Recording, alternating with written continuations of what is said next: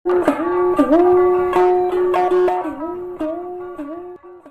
মধ্যে অনেকেরই ধারণা এই দেশটা 1971 সালে এমনি এমনি স্বাধীন হয়ে গেছে এবং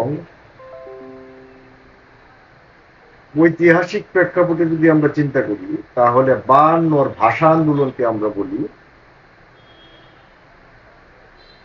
সেখান থেকে স্বাধীনতা দানা বেঁধেছে।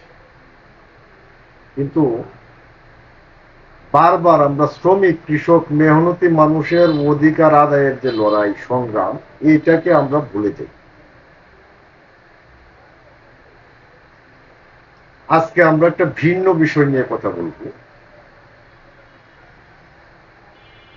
ইংরেজরা যখন এই দেশের শাসন ব্যবস্থা গ্রহণ করে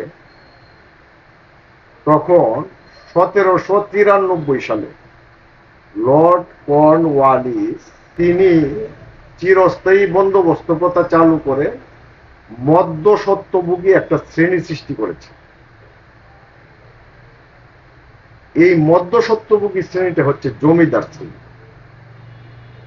এই জমিদার শ্রেণীকে বা ভূস্বামীদেরকে ব্রিটিশ সরকার রাষ্ট্রের পরে সার্বভৌম ক্ষমতার অধিকারী দিয়েছে এবং সাধারণ মানুষ, কৃষক এবং প্রজারা ছিল ওই সুভেরিন পাওয়ারের অধীন, রাষ্ট্রের ভিতরে আরেকটা রাষ্ট্র। এইখানে এর প্রেক্ষিতে এই যে জমিদারদের যে অব্যাহত অত্যাচার, লুণ্ঠন, পীড়ন, এইগুলির কারণে প্রজাদের মধ্যে অসন্তোষ বৃদ্ধি পেয়েছিল এবং কৃষক বিদ্রোহ দানা বেঁধেছিল। আপনারা জানেন তেভাগা আন্দোলন, নানকার বিদ্রোহ, তারপরে আমাদের এখানে হয়েছে টঙ্ক আন্দোলন, এইরকম ক্ষুদ্র ক্ষুদ্র অসংখ্য কৃষক আন্দোলন সংগঠিত হয়েছে।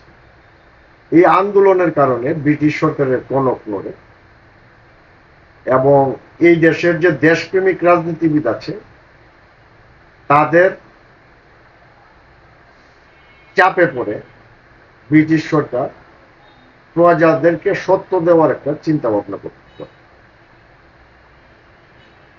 অনেক কমিশন গঠন করা হয়েছে, ফ্লাউড কমিশন বা এই ধরনের কমিশন গঠন করা হয়েছে। সর্বশেষ কমিশনটা সম্ভবত ফ্লাউড কমিশন, সে একটা রিপোর্ট দিয়েছিল, সেখান থেকে জমিদারি অধিগ্রহণের কথা বলা হয়েছে। যখন 1947 সালে পাকিস্তান হয় তখন এই যে আমাদের যে পূর্ববঙ্গ বা পূর্ব পাকিস্তানের জন্য একটি আইন সংসদে বিল আকারে উত্থাপন। সেই আইনটি হচ্ছে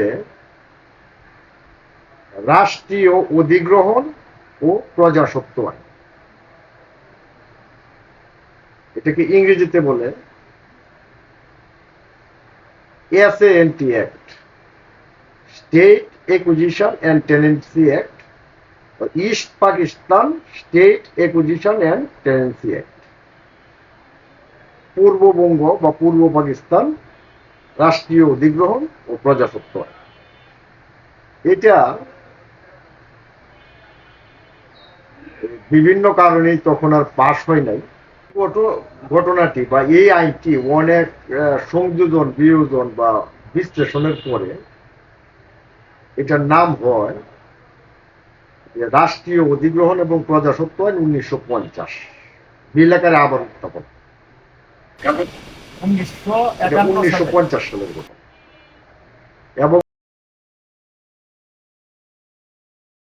আইনটা সংসদে পাশ হয়। এইটা পূর্ব পাকিস্তানের জন্য তথা এই বাঙালি জনগোষ্ঠীর জন্য তথা বর্তমান বাংলাদেশের মানুষের জন্য একটা যুগান্তরকারী আইন। এটা মানুষকে সমতা দিয়েছে। এই আইনটার বৈশিষ্ট্য, এই আইনটার 1 নম্বর বৈশিষ্ট্য হচ্ছে যে ওই সমস্ত জমিদার যারা 1793 সালের যে আইনের বলে যারা জমিদারি প্রাপ্ত হয়েছিলেন তাদের জমিদারিকে অধিগ্রহণ করা হয়েছে। অর্থাৎ বলা হয়েছে যে তোমরা আর জমির মালিক থাকতে পারবে না, জমির মালিক প্রজাদের মধ্যে বন্টন করে দেওয়া হবে। তারপরে আরেকটা বিষয়, ওই জমির মালিকদেরকে বলা হয়েছে যে তোমরা নির্দিষ্ট পরিমাণ জমি অর্থাৎ জমির সিলিং নির্ধারণ করা হয়েছে, এর বেশি সম্পত্তি তোমরা রাখতে পারবে না, বাকি সম্পত্তি সরকারকে সারেন্ডার করতে হবে। এইটাই বলা হয় যে জমিদারি অধিগ্রহণ। আর প্রজা সত্য হচ্ছে যে ওই যে জমিগুলি সরকারের ন্যস্ত করছে বা প্রজাকে দিয়ে দিচ্ছে, এগুলি প্রজাদের মধ্যে বিলি বন্টন করা হয়েছে, প্রজাদের খাজনা নির্ধারণ করা হয়েছে।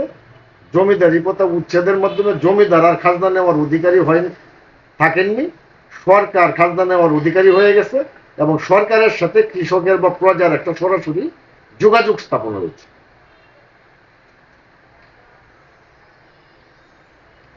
এই যে সরকার এবং প্রজাদের সাথে যে যোগাযোগ স্থাপন হয়েছে, এর ফলে যে ঘটনাটা ঘটেছে, জমিদারের জমিদারি চলে গেছে।